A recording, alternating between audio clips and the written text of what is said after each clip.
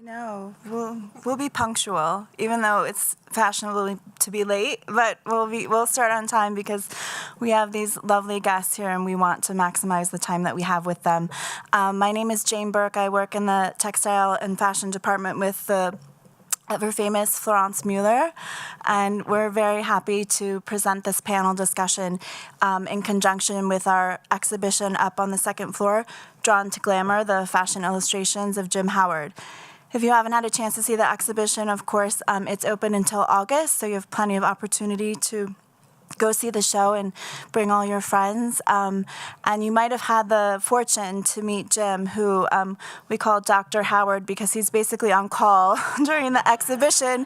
And he's just been so generous with his time and has been in the museum quite often. So it's a real treat to have him available to really tell the story of his career. And then, we were really fortunate to have Jenny Taliadoros, who's sitting here in white.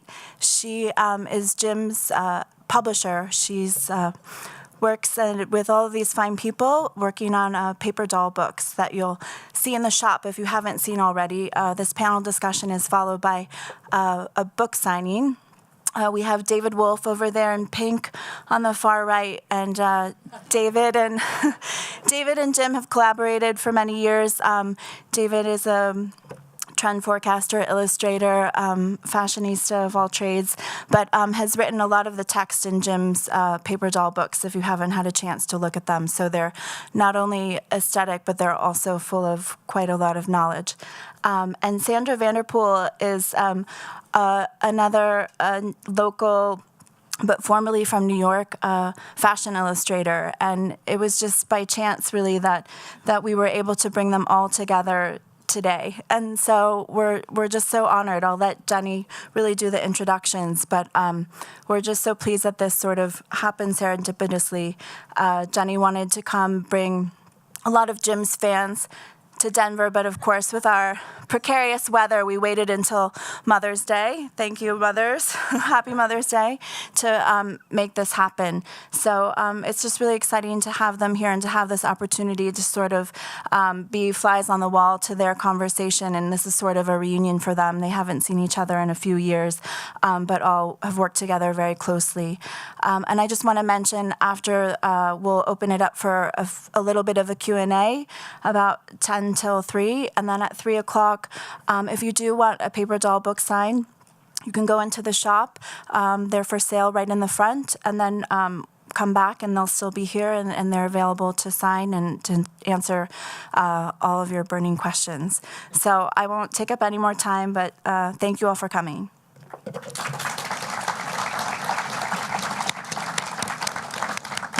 So Jane, thank you. Jane has been wonderful to organize this time and space for us to be together in front of all of you. So I really appreciate you all coming here. And like Jane said, once we get going, it's going to be a conversation among the four of us, because anytime we're together, it's just a lot of talk about fashion history, fashion illustration, careers, and of course, paper dolls. So because we have paper dolls as a common denominator, just in case you don't know what a paper doll is, it's a 2D doll, so it's drawn on paper, and you cut out the doll, and then the clothes are all also drawn, and you cut them out, and there's little tabs that you can put the clothes on the dolls. Paper dolls had their heyday in the 30s, 40s, and 50s, and then by the 60s, what happened to paper dolls? Barbie. So they continue to be produced a little bit, 70s through the 90s, but at some point, because I had, some work in publishing and also work with paper dolls, I started my own paper doll publishing company. So I work out of my little office in the mountains of Maine, and I get to work with amazingly talented people. And quite a few of the artists I work with were fashion illustrators, a lot of them in small towns throughout the country, and they have now, transitioned into drawing their fashions as paper dolls. So I will give you a little bit of overview. So to go back to the beginning, Sandy, Jim, and David all had their start in fashion illustration. At one point, they all created fashion illustration for advertising. So this is directly appearing in magazines and newspapers for the general public to go to a boutique or go to a department store. Sandy and David had significant parts of their career where it was a little bit more behind the scenes. They were drawing fashions from the designers to sell to the buyers for the stores. So we'll get into that a little bit. But here's the first question I have is, their careers are during the 50s and into the 80s. During that time, there was obviously photography. So why weren't photos used to sell this merchandise during that time? You know, why were department stores hiring illustrators? So, Jim, would you like to talk about that? You're our extra star here. Well, I guess to begin with, photography wasn't that good as far as in the early years. And I think, as David brought up today, we were talking about that the reproduction in newspapers and magazines wasn't that great. So the most reproducible work would be drawings, nice, clean line drawings. And I think that part of the transition, but as reproduction became better and better, then I think there were more of us that we were sort of replacing photography. And I think in some ways I extended my career much longer than normal because I kind of bridged the gap between photography and illustration, which I guess shows in my exhibition. Right, so we're going into the 70s and into the early 80s, which was very much a lot of photography. And hopefully you've seen Jim's exhibit. If not, you know, please go after the talk. And I think David can reference, you know, why is Jim's work so important that it is on exhibit here? Yves Saint Laurent once said that timing is everything in fashion, and timing is what killed fashion illustration as a career option for many, many young artists in America and in Europe too. The movement was kind of slow, like the movement of a glacier, I guess. Photography simply eliminated fashion illustration eventually. As Jim mentioned, much of the problem was technical reproduction of great photography, and all photography was not so great. Fashion illustration allowed for exaggeration and communication of the changes that moved the merchandise, which is really important. And so if we look at the big picture, we're talking about photography replacing illustration eventually. I think Jim's position as probably the greatest fashion illustrator of our time is... Yes, hey, we all know. And he is really like the living bridge. He obviously draws deliciously, but he also draws realistically. So he was offering an illustrated version of a photograph. When you think about the two things, the photography and the illustration being melded together, you get what Jim Howard uniquely did so beautifully. His drawings are real models, but models with their own character. And I just mentioned to him that I was so surprised to see in the exhibition here two absolutely characters, and a beautiful Asian woman and a Latino man. And I think to find a fashion illustrator who actually is embracing diversity and gets away with it at that time was just wonderful. And I was, the day I graduated from Art Center, in fashion illustration with my big BFA award, in 1970, was told, darling, fashion illustration is dead. Oh. Photography has taken over. So there you go. But I persevered anyway. Because it was still happening in it's some still happening. aspects. And I think the whole thing with the fashion illustration, to this day, when I see a beautifully drawn, fabulous, exciting fashion illustration done by hand, a drawing, it speaks to me more than a photograph ever will. So I just said, you know, screw that, I've just paid X amount of dollars for my education. I'm going out and prove them wrong. But as we'll learn, I worked way behind the scenes in the fashion business. These guys were much more upfront, but... Yeah, so Sandy, how did you get your start? You went to school and you were determined to go out and you wanted to do Right. fashion illustration. Right. So I went to Art Center College of Design in LA and graduated in 1970.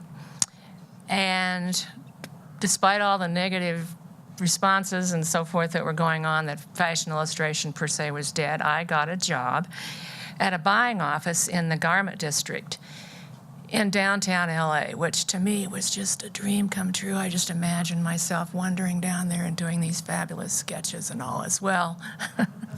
It was a little more clear-cut than that. The buyers in the offices that I worked for would go to the designer showrooms in the Fashion Mart and select certain outfits that they thought their clients needed to have in their department stores to sell.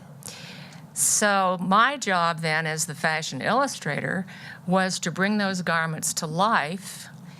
And the fun thing was I got to go directly to the showrooms, Betsy Johnson being one of them that one of our junior buyers worked with, and I loved that one. And sketched the garment, usually hanging on a hanger, no pose, none of the beautiful poses that Jim does with his. And then go back to the buying office and sit at my little drawing board and draw that on a figure and make it appealing enough that the person seeing this ad would want to get that outfit for their store.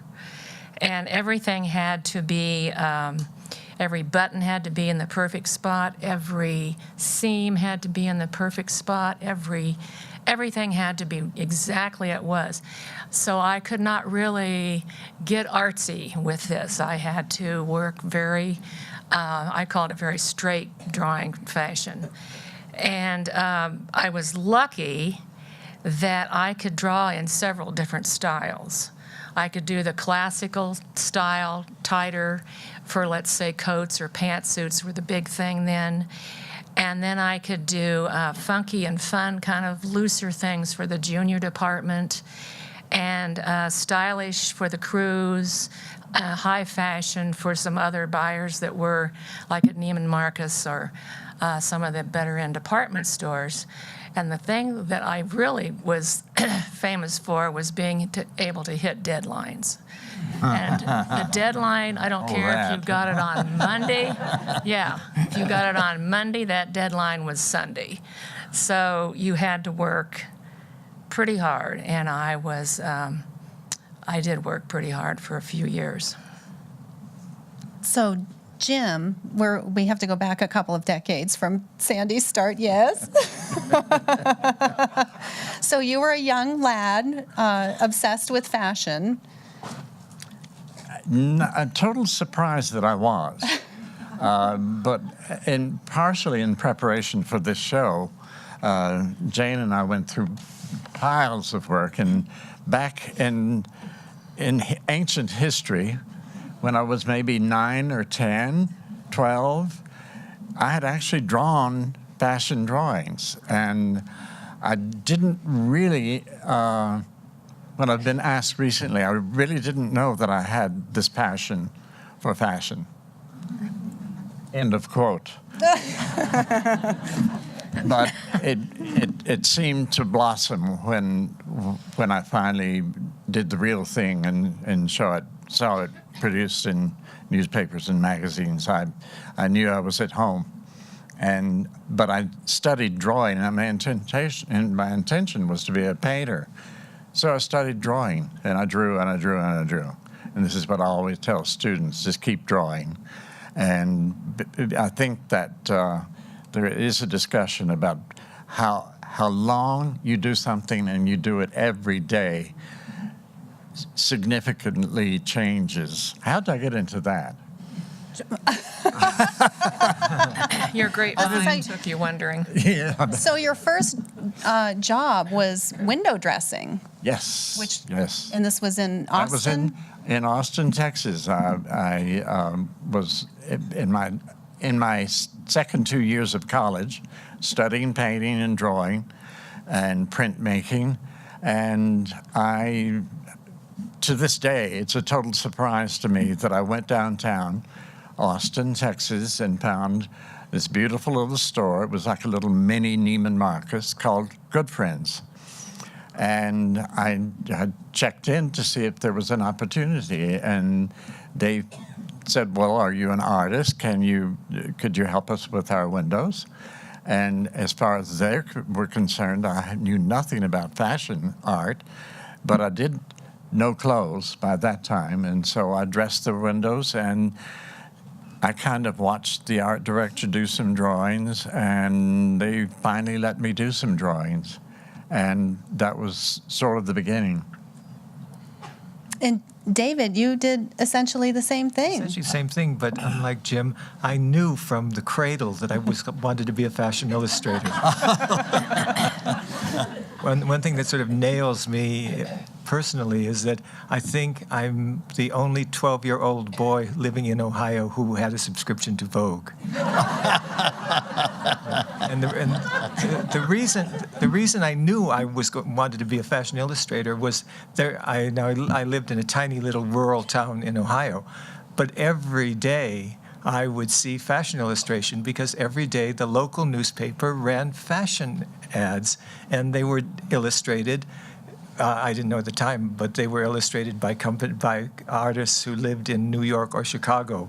And in those days, every little department store or specialty store right across the land, little mama papa stores up to chain stores, had fashion illustrators on tap or subscribe to services where they could send the black and white polka dot dress to Chicago, have it drawn, have it sent back, and this is before the days of email and faxes and everything like that, so we're talking about a long process. And like Jim, strangely enough, I wanted to be in fashion and I wanted to be in retail. So I got a job also dressing windows. This is like the introduction to fashion, I guess. And I was very unhappy with the level of sophistication that my little stores executed, and talked them into allowing me to try my hand at fashion illustration, because I'd always drawn, I'd always sketched, and when my 12-year-old boy persona received Vogue magazine, what I used to do was go through the magazine, which was published every 2 weeks in those years, and sketch every single thing that was in the magazine from cover to cover. Some of the sketches would have been, atrocious, but I certainly learned to look carefully. Were you doing the same thing, Sandy? Were you getting fashion magazines? Were you you were? Yeah, I was buying fashion magazines, and I also had paper dolls to bring in the paper dolls, and I loved the high fashion paper dolls, the movie star paper dolls. So I would look at the magazines and draw clothes for my paper dolls from that. So I always had that love, I think, too, from the beginning. And my mom got McCall's magazine, which, of course, had our beloved Betsy McCall in it.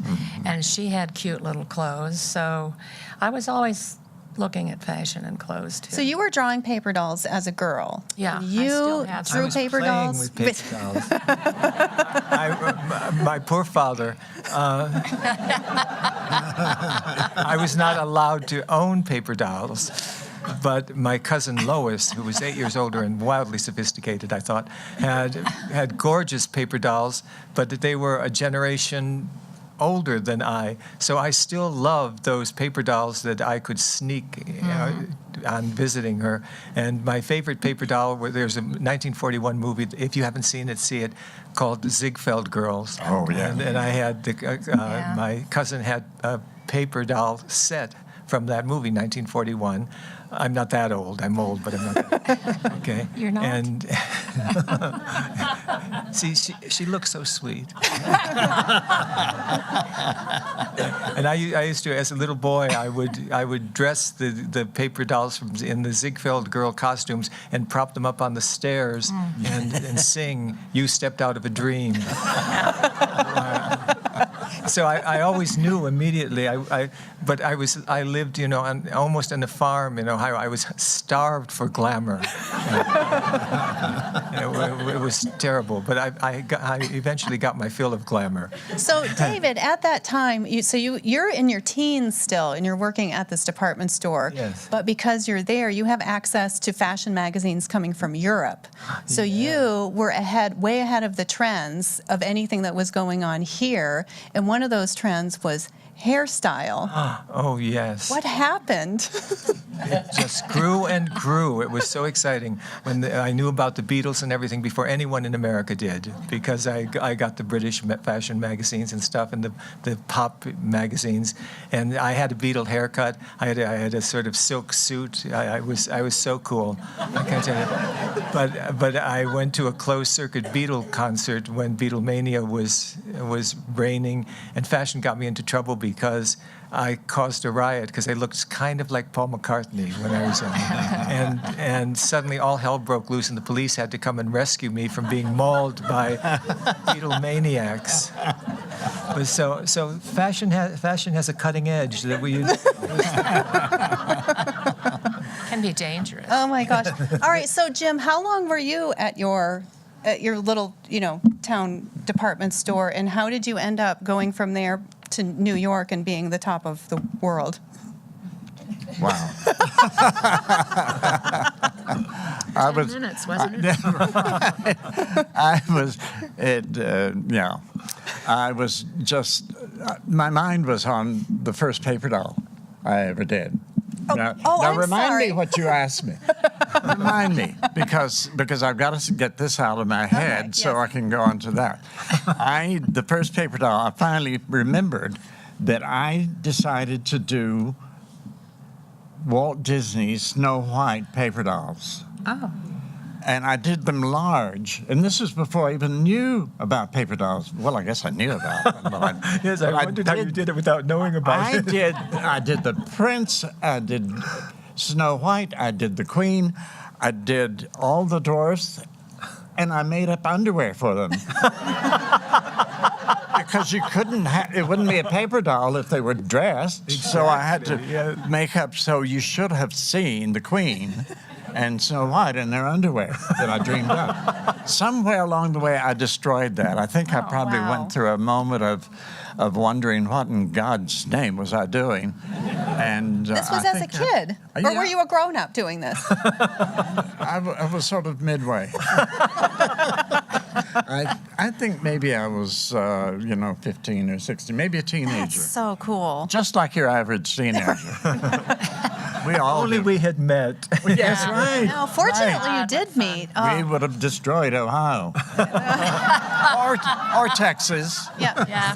So you ended up getting your dream job in Austin, Texas, and you thought you had reached the pinnacle. I truly did, that I was actually doing something in fashion. I was actually seeing things appear in the newspaper. And I had a commitment to the ROTC, to the Army, to spend 2 years in the Army. And the people at Good Friends kept that job for me. And when I went back, they gave me the job as art director, quotes, advertising manager, and that really was paradise. But there was something niggling on me, and the problem was Neiman Marcus. And I knew it was there. I had seen the advertisement, and it was just devastating that's really where I wanted to go. So my drawings got more and more Neiman Marcus looking at Good Friends, and it's one of the regrets that I have as far as careers are concerned, in that I wasn't really that nice to those people who kept that job for me while I went away to the Army. But I pranced up to Neiman Marcus with my portfolio And I always tell the story that the art director looked at it and said, "Oh, great."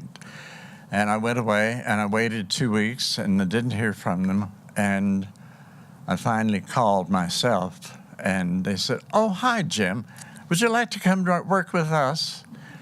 And that, of course, was a momentous change in my life. And I don't think they really understood how monstrous the change was and how important it was to me. And it really set the course for the rest of it. So let me guess, you two also had to peddle portfolios in your careers.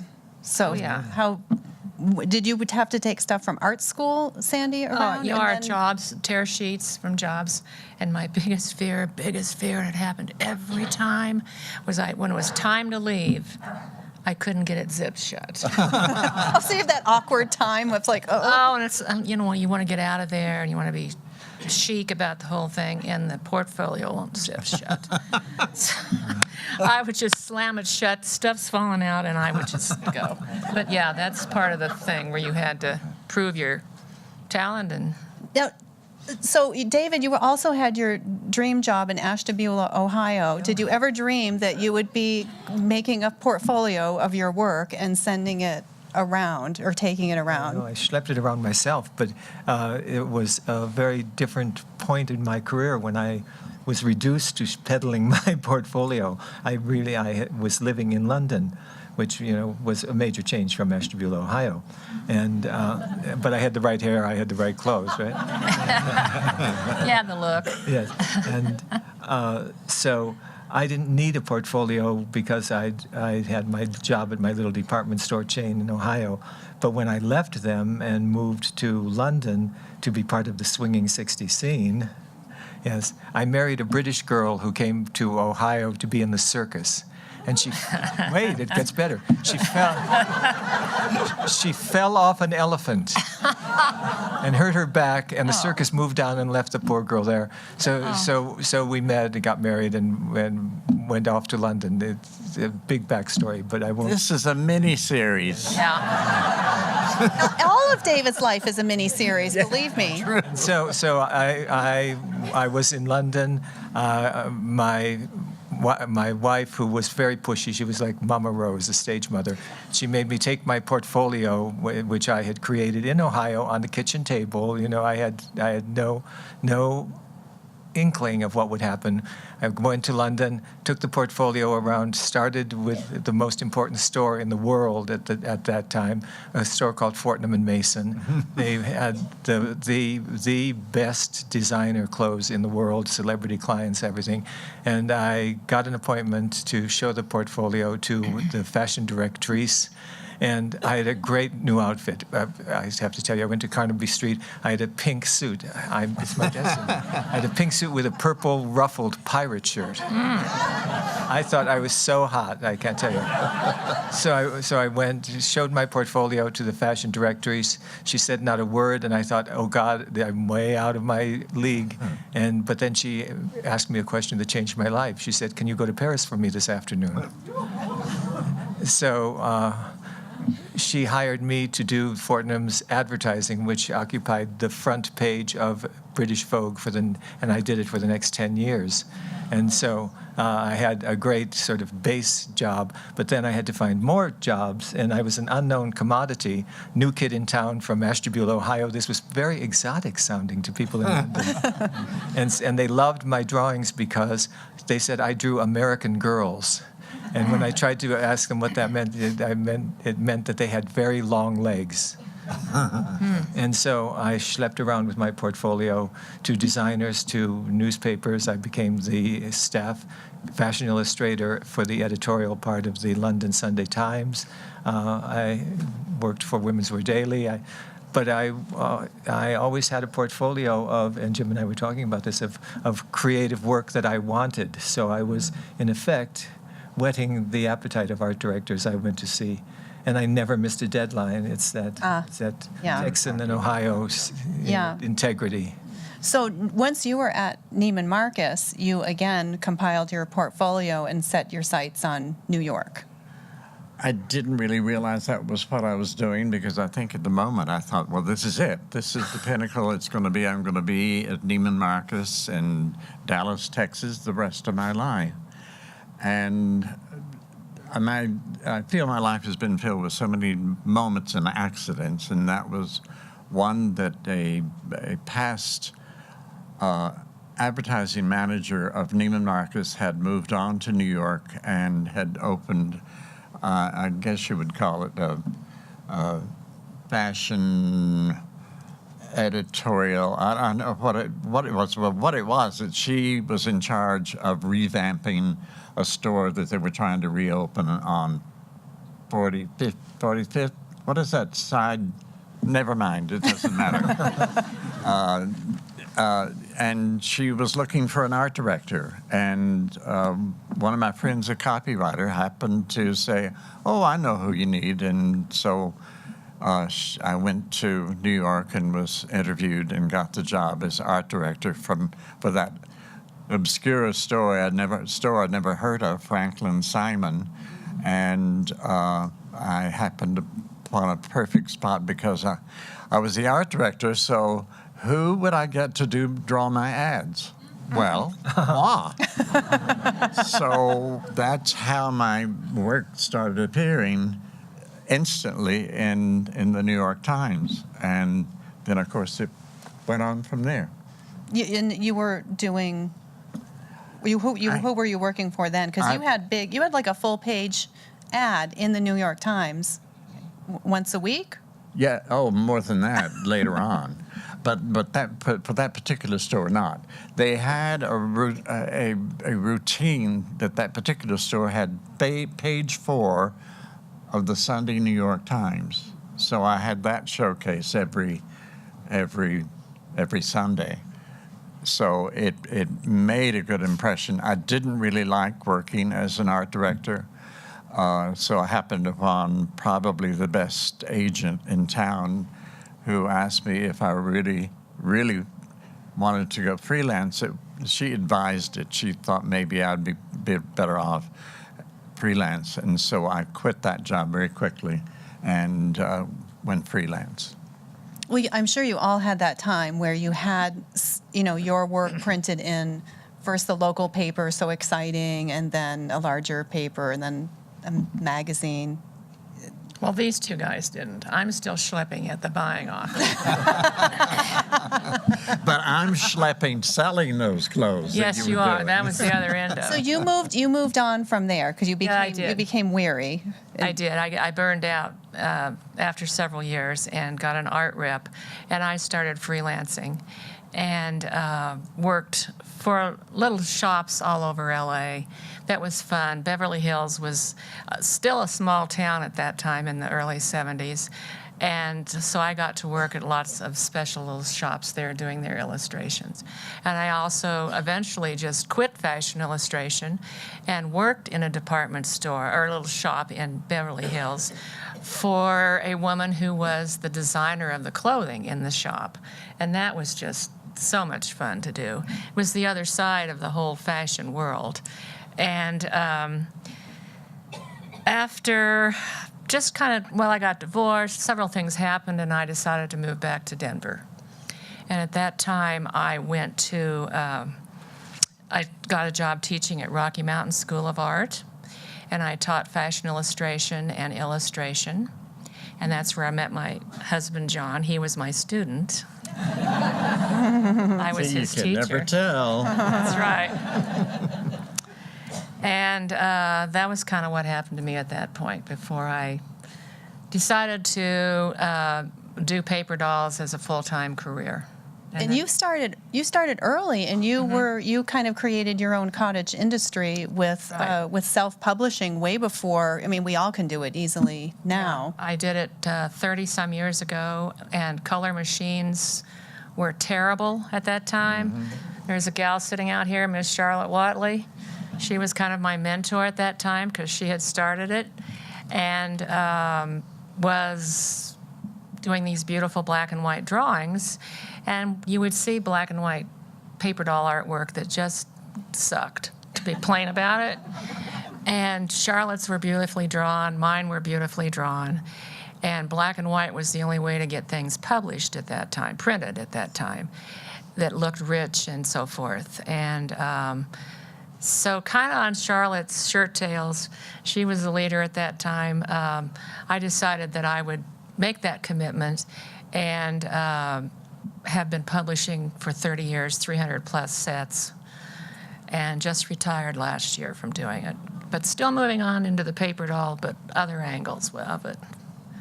And David just retired, but he had another jump from being a fashion illustrator to a fashion trend forecaster.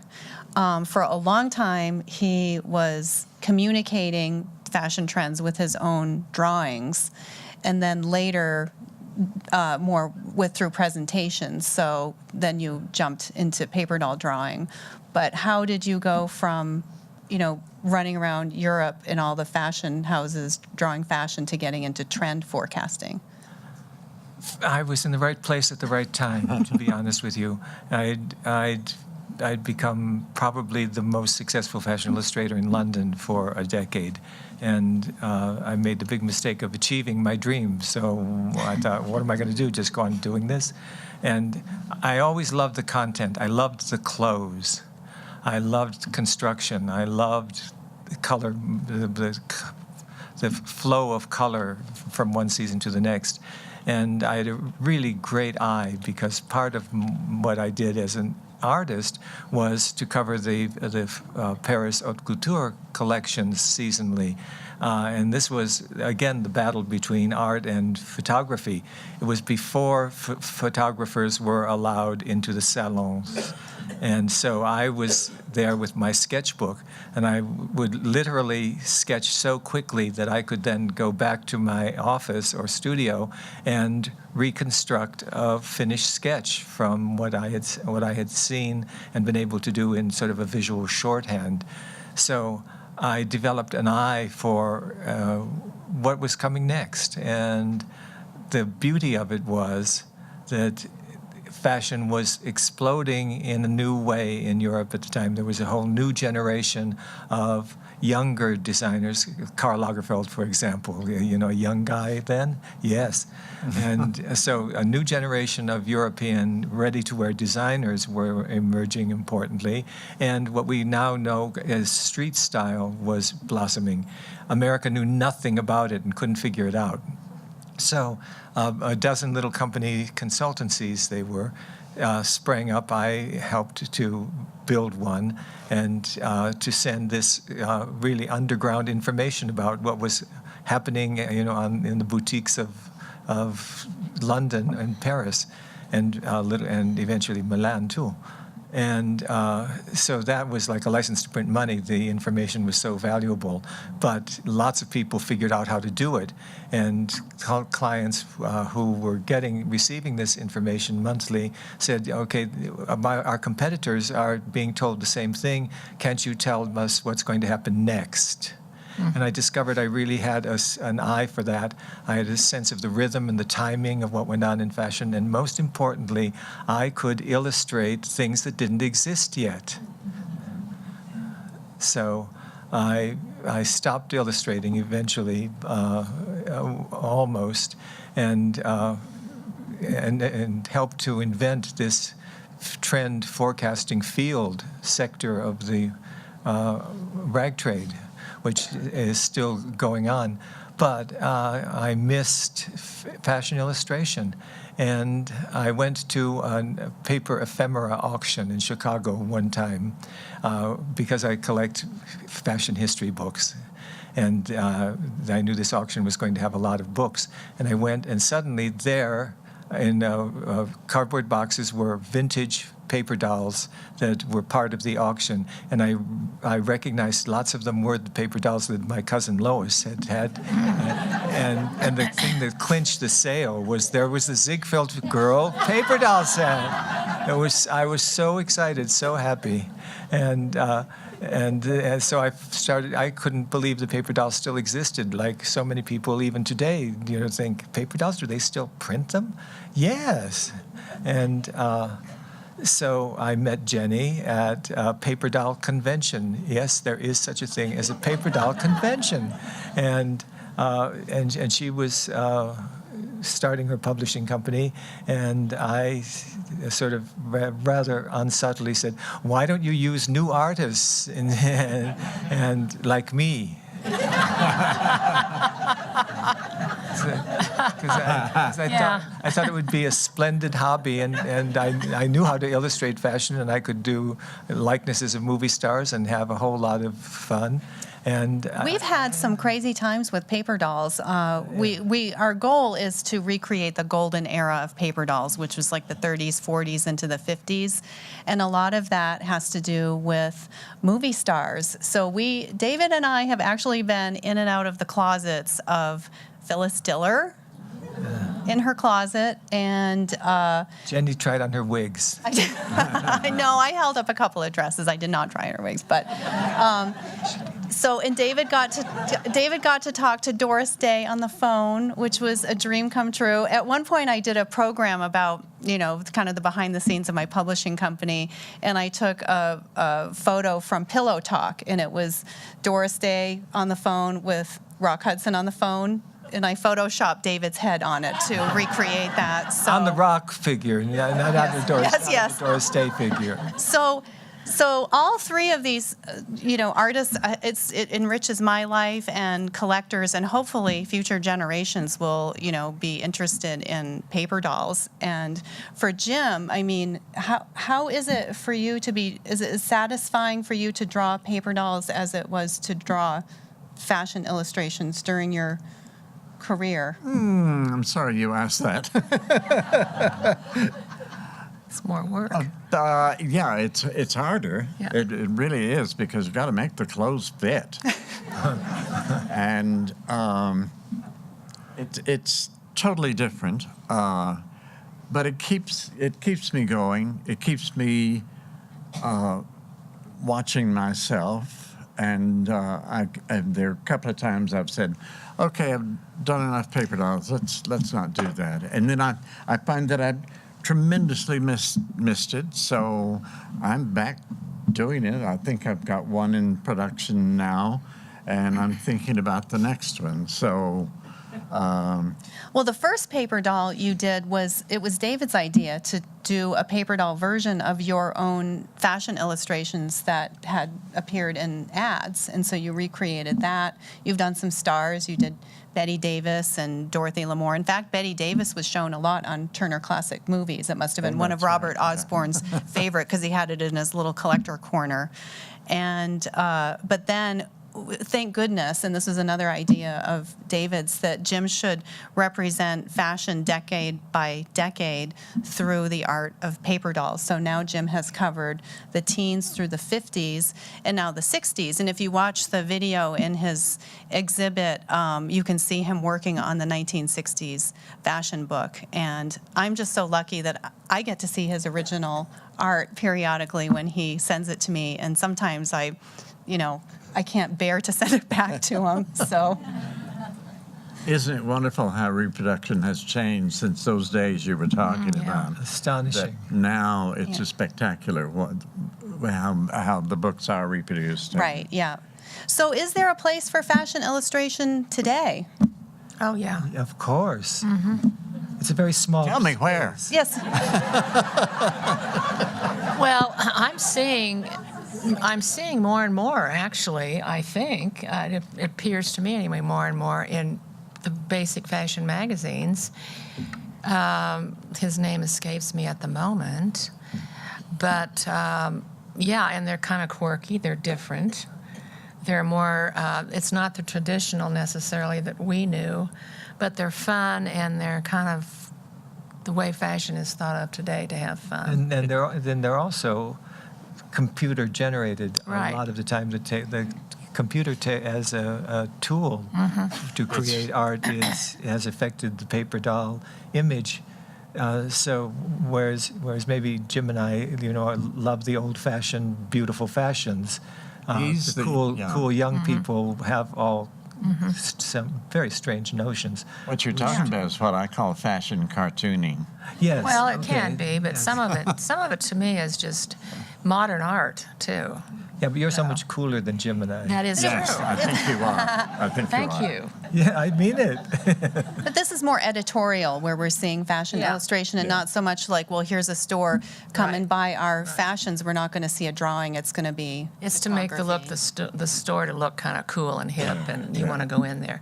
But I must add a little note here that when I was at Art Center, and I may have some of yours if I go through this box, but I would clip Jim's illustrations out of the fashion magazines and just think, oh my God, this is incredible. It was more work than I wanted to do. I had a different, more gutsy, looser drawing style, kind of like Toulouse-Lautrec.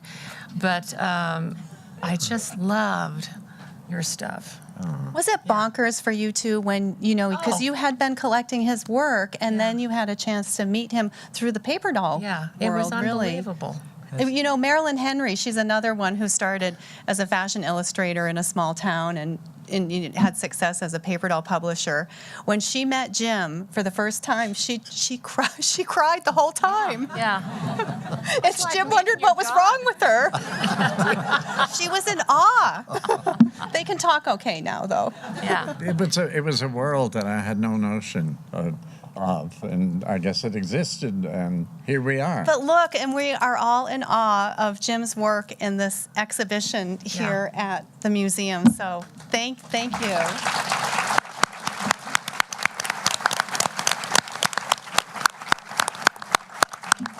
Well, we can't thank you enough. I mean, I'm so happy we packed the house on Mother's Day. I think I really wanted everyone to witness, the charm of all of you. And before you run out to go buy paper doll books, we have time for a few questions. So if anybody wants to ask anyone on the panel questions, now's your chance.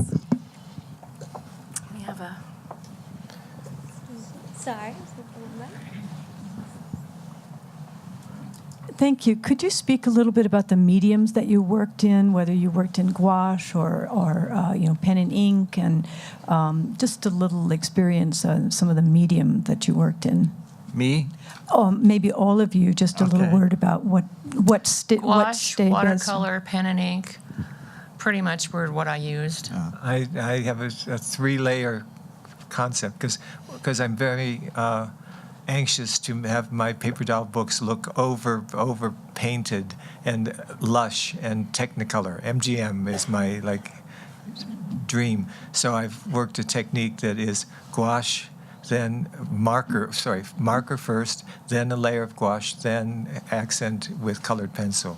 So it's really Brilliant. gutsy. When you were Yeah. sketching for your fashion illustration work, was that pen and ink or pencil or All of it.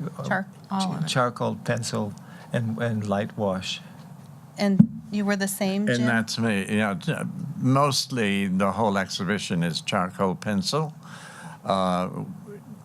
India ink wash, grays, and there's very little. Well, there is watercolor on a couple of pieces, but the core of my work was always charcoal pencil on a good paper, because we have discovered that there have been a few illustrators. I've seen some of one major illustrator's work, and he did everything with markers on kind of cheap sketch pad paper, and it's disappearing. It's going, it's fading, it's changing color.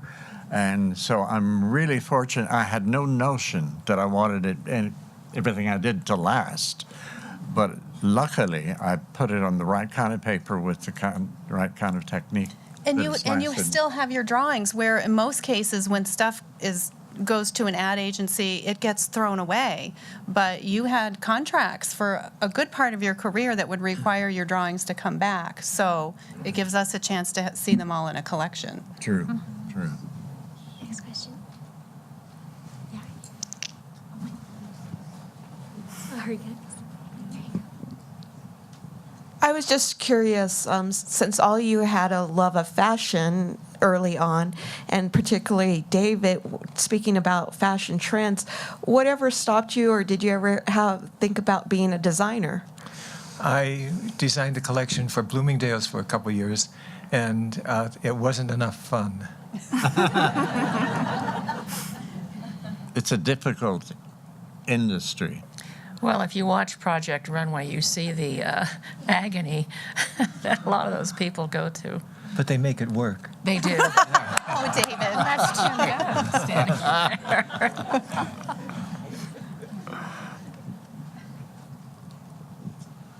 So I was kind of wondering if a high-end retailer decided to take fashion illustration as kind of like an ad campaign. Do you guys think that maybe it could kind of re-spark the fashion illustration industry? What a good idea. Yes. When are you starting your shop? I'll do it. She's a plant. She's a friend of mine. Yeah. Oh. A little biased. I can probably say it. For Okay. you. I just wondered, in particular, Jim, fabrics. I'd like you to talk about fabrics and how, and perhaps all of you to some sense, but it would lie in the illustration aspect more than the paper doll, perhaps. Yes. But maybe you even indicate certain. I can see fabrics. Almost. I've heard that a lot from people seeing my exhibition. I hadn't really thought that much of it. An example, I was asked to teach at Parsons at one time, and I tried it. But I happened to get a group of girls who, they signed up 35 girls for a class for me for fashion illustration, and not one of them could draw. So I resorted at the end to talking about drawing fabric and drawing plaids and stripes, and that's the easy part. But it's like when someone asked me recently how I drew fur, and I have no secrets. I just draw what I see. That sounds so simplistic, but that's exactly what I do. When I see the highlights in satin, I put there what's there. Well, then you have a super eye for depth. Right. Because it really comes through the illustration. Well, Jim got to work with live models, so he got to see the depth, and that was... That was the big difference. Yeah. Yeah. And didn't you set up your own settings too, and your lighting and Oh, yes. controlled yeah. everything? Toward the end of my career, I acted like a fashion photographer. I booked my model. I had the clothes. I dressed them. I accessorized them. And I lit it, and I did a whole photo shoot. And then I drew from those photographs, which made it easier for me to edit and put in what I wanted and what was functional and what wasn't. So it was drawing from photographs with my experience of drawing it from life for so many years. It was kind of difficult. A lot of artists have tried to draw from photographs and find it almost impossible. But I had an editing eye after drawing from life for so many years. The fact that you worked quite a few years in art directorships, Yes. and that gave you a different perspective about what would and what wouldn't make a sale. Right. Because that was your job. You were drawing these to appeal to the public. I was peddling Just garments. sell it. An honorable profession. I mean, we're all One dressed. Way in the back. Yeah. Thanks, Rachel. I gotcha.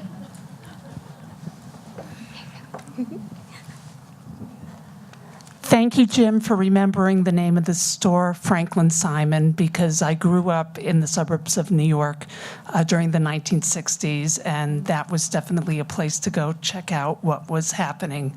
So I'm very grateful to hear that Thank you. it's all about you. They really tried to make it, but it's as I am constantly saying that I closed a lot of stores. And I truly did. And Franklin Simon didn't make it. They were a Fifth Avenue major fashion store at one time, but they were trying to revitalize themselves, and it just didn't quite work. I can't remember. It was 50s. No, it was 48th Street somewhere where they tried. It was somewhere. Yeah, it was somewhere.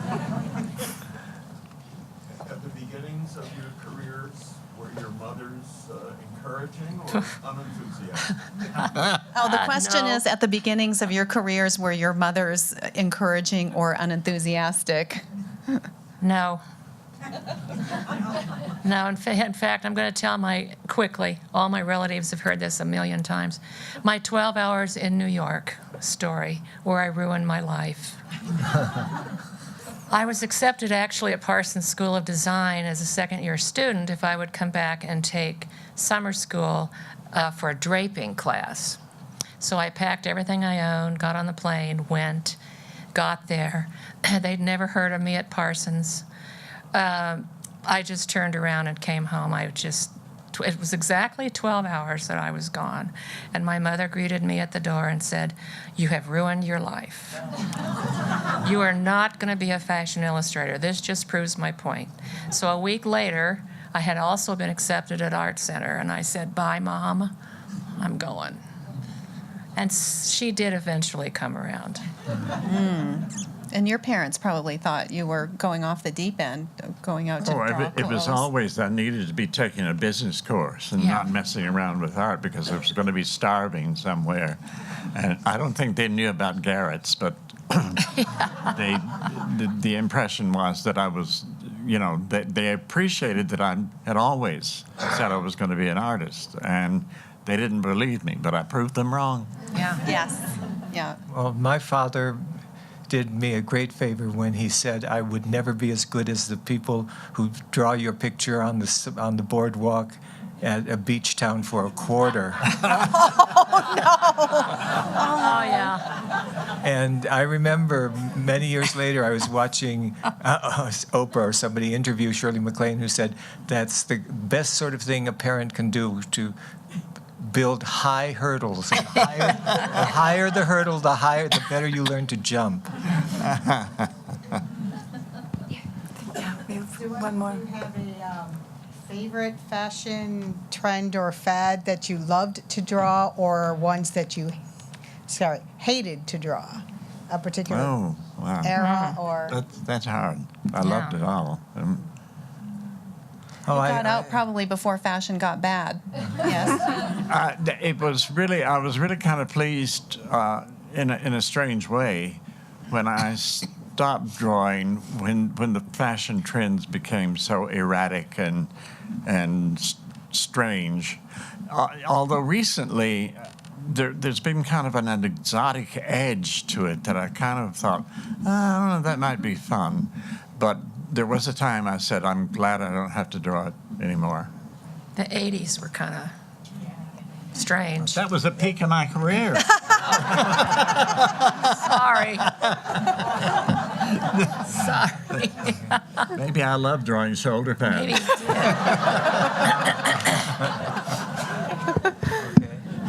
I loved 1939. Oh. And I will always think it's my favorite year in fashion. And if you've ever seen the movie The Women, you'll know why I like it so much. It's so sophisticated, glamorous, and humorous at the same time. I did in all the decades I've done, the teens, those exotic, wonderful, wonderful clothes and hats and things of the 1910s really grabbed me. And I think that was, in a strange way, that was kind of what a lot of designers are trying to do now. They're trying to put those exotic things together, but they're forgetting that there has to be line and style and fit and all the what rest about of it. class? What about what? What about class? No. Oh, class. No, not You tell me. Well, if you have any further questions, they'll all be here for the next hour, so you have the chance to, again, go to the shop, and if you would line up over on this side of the auditorium, and then you'll have the chance to come and do sort of a receiving line. And again, I can't thank our panelists enough for coming all this way, and especially to Jim Howard for bringing us all together. And I just do want to mention that not only will the exhibition be up and through August, but Jim has made an incredible, generous donation and has gifted the contents of the exhibition to the Denver Art Museum. So.